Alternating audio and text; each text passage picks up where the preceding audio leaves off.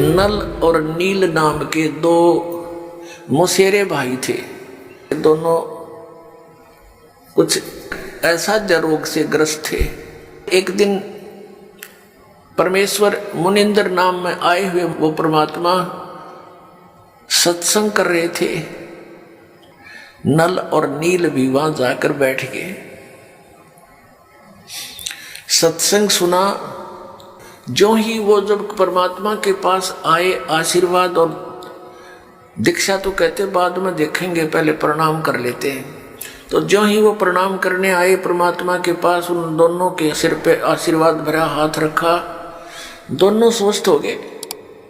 एक दूसरे को देख रहे हैं कि हम ये क्या हो गया, जैसे शरीर से 100 मन वजन उठा दिया हो। दोनों चरणों में गिर गए, फूट फूट कर रोते रहे। कहने लगे महाराज मैं उपदेश दे दो, हम आपके दास है। दोनों को दीक्षा दे दी, भक्ति करो बेटा, ये मंत्र जाप करो। करते रहे। उस दिन से वो बहुत सत्संग में सेवा करने लगे। बूढ़े बुजुर्गों के कपड़े, रोगियों के, अपाहिजों के कपड़े ले जावें, लाओ जी मैं धो लाऊंगा। उनके कपड़े धोएं, बर्तन साफ करें, उनको आराम से बैठावें, नवावें। यानी इस तरह वो सेवा करने लगे, जो परमात्मा मुनिंद्र जी के आश्रम में जो आया करते थे।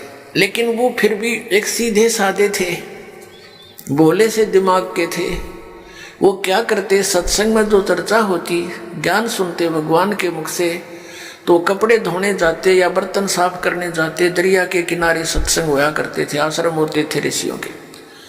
तो वो क्या करते, दरिया के जल में किनारे पर कपड़ों को पानी में भिगो देते कि कुछ देर इनका मैल गल जावे, फिर धोएंगे।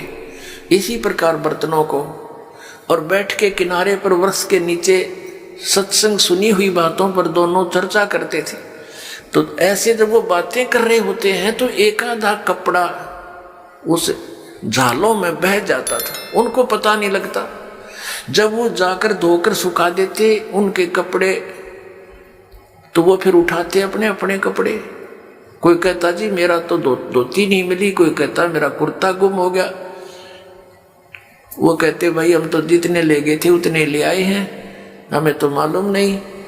इसी प्रकार बर्तनों में भी कोई एक आध बर्तन, किसी की गिलास, किसी की थाली प्रतिदिन गुम हो जाती थी।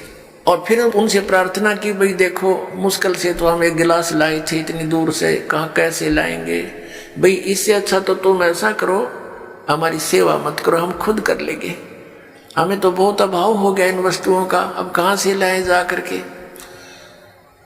तो वो कहने लगे भाई आगे ध्यान रखेंगे, हम बहुत ध्यान रखेंगे।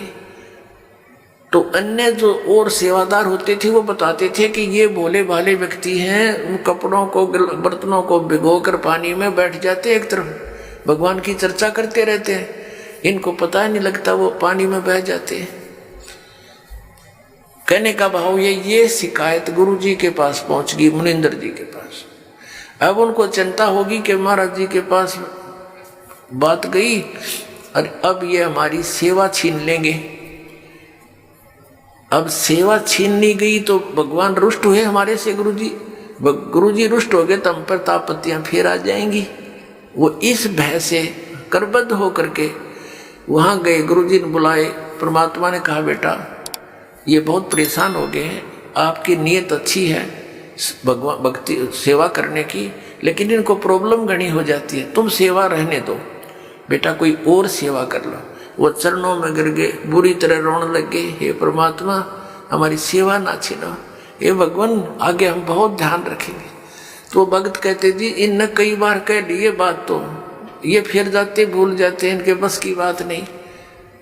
अब परमात्मा ने देखा कि इनकी श्रद्धा टूट है, इनका दिल टूट जाएगा, ये महा दुखी हो जाएंगे। तो परमात्मा कबीर मुनिंद्र जी ने, परमेश्वर जी ने आशीर्वाद दे दिया, बेटा आज से तुम्हारे हाथों से कोई वस्तु जल में डूबे नहीं की, वो वहीं जहां रखोगे वहीं रहेगी, इधर टस समस्या नहीं होगी, तुम नहीं छेड़ोगे इतने। अब इस वर्क को पाकर वो बड़े खुशी हुए, जाकर देखा वो कपड़े धर दिए, भिगो दिए, जहां रखे थे वही रहे। थाली बेले काशी के होते थे वो रख दिए, काशी तो वैसे डूब जाती है, काशी भर के पानी तो बेला, और उस पर दरिया पर रख देते थे, जो का तो रहता था। फिर एक आध कहने लगा पत्थर तो उठा कर रख के देख लो।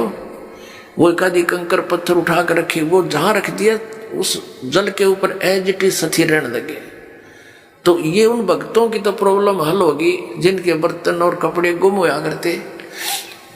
तो इस प्रकार नल और नील को ये आशीर्वाद परमेश्वर मुनिंदर जी द्वारा दिया गया था। उधर से क्या हुआ कि कुछ दिनों के बाद जैसे विष्णु अवतार श्री रामचंद्र जी राजा दशरथ के गर्दन में थे, विवाह हुआ सीता जी के साथ। विवाह होने के कुछ ही समय उपरांत उनका वनवास हुआ। वो वन में अपना समय व्यतीत कर रहे थे, वहां से सीता जी का अपहरण कर ले गया रावण। उधर से रावण को संदेशे मिले, लेकिन रावण नहीं माना। श्री रामचंद्र जी के संदेशवाहक दूत वहां गए, श्री अंगद जी, श्री हनुमान जी आदि आदि, लेकिन वो नहीं माना। कहने का भाव ये है कि युद्ध की तैयारी होगी। युद्ध करने के लिए समुद्र से सेना पार करनी समस्या आएगी। अब समुद्र के ऊपर का जावें कैसे? तो कहते हैं उनके इतिहास में लिखा है जीवनी में कि 3 दिन तक श्री रामचंद्र जी ने घुटनों जल में खड़ा होकर समुद्र के अंदर और प्रार्थना की थी कि हे जल्दी, हे समुद्र राज, मुझे रास्ता दे दे, मैं बहुत आपत्ति में हूँ। मेरी पत्नी को ऐसे ऐसे रावण ने उठा लिया है, सेना पार करनी है, उस राक्षस को मारना है और उस देवी को छुड़वाना है। लेकिन समुद्र नहीं माना। अंत में कहते श्री रामचंद्र जी ने लक्ष्मण से कहा कि मेरा अग्नि बांध दे, लातों के भूत बातों से नहीं मानते। लक्ष्मण ने अग्नि बाण दे दिया उठा के। रामचंद्र जी ने जो ही वो बाण साधा समुद्र को फूकने के लिए, उसमें लपटें निकलने लगी। उसी समय एक ब्राह्मण रूप बना के समुद्र प्रकट हो गया और कहा, भगवान यदि आप मुझे जला भी दोगे, आप फिर भी नहीं जा सकते, खंडर हो जाएगा, इसमें जाओगे क्यों कर, इधर कुआं हो जाएगा जेरा, और ना जाने कितने जीव मरेंगे, आप पाप के भागी हो जाओगे। ऐसा काम करो भगवान, मेरी मर्यादा भी बनी रहे और आपका काम भी हो जा, सर्प भी मर जा, लाठी भी ना टूटे। तो श्री रामचंद्र जी ने कहा, वो बता क्या उपाय है फिर? कि आपकी सेना में नल और नील नाम के 2 सैनिक आपके भक्त हैं। क्योंकि उस समय आसपास के सारे ही भगत सारे इकट्ठे हो गए थे रामचंद्र जी के गेला में। इस आपत्ति आ गई और एक निकम्मा आदमी उसकी पत्नी ठा ले गया। उधर से शिवलोक से भी काफी गण आए थे, भगवान शिव ने भेजे थे, तो हम बहुत इकट्ठे हो गए थे। तो नल और नील को बुलाया गया।